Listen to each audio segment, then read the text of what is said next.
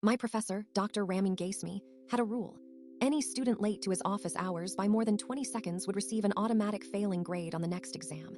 And as you might guess, that rule was about to be turned against him. Dr. Gasmi's office hours were every Tuesday and Thursday from 2 p.m. to 4 p.m. in the university's main administrative building, room 307. The penalty for being late was, as I said, a 0 on the next exam, which in my case was worth 30% of my final grade. Two students had already learned this lesson the hard way. First, there was Maryam Rastami, who arrived 22 seconds late on a Tuesday. Dr. Gasmi's response was, "I am sorry, Miss Rastami, but the rules are the rules." Then, there was Bainam Porgali, who arrived 21 seconds late on Thursday. The professor's verbatim response to him was, "Mr. Porgali, rules are in place for a reason." The behavior was driven by the fundamental attribution error, where Dr. Gasmi attributed lateness to internal character flaws rather than external circumstances. My exam was coming up, and I needed Dr. Gasmi's help to prepare. His office hours were my only opportunity to ask questions. Missing his office hours meant losing out on the 30% of my grade and possibly jeopardizing my future. So I arrived early, and I documented everything. I made sure to be there at least 15 minutes early on both days.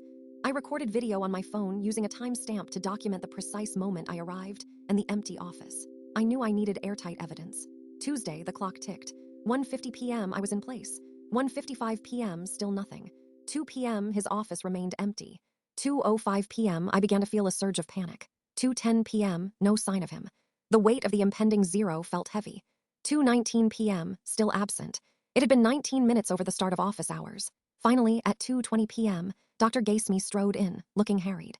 "My apologies, the administration building was partially blocked off due to a security scare regarding shipping activity in the Strait of Hormuz," he announced. I calmly stepped forward, phone in hand, and said, "Dr. Gasmi, I couldn't help but notice you're 20 minutes late.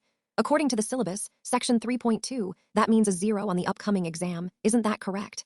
Several other students began recording on their phones. A few minutes later, the head of the department arrived, carrying a printout of the surveillance footage from the security cameras. The head of department announced, "Dr. Gasmi, the cameras confirm you were 20 minutes late. Therefore, per your rules in section 3.2, you will receive a 0 on the next exam." This outcome was due to the principle of reciprocity, where the professor faced the same consequences he had inflicted on others.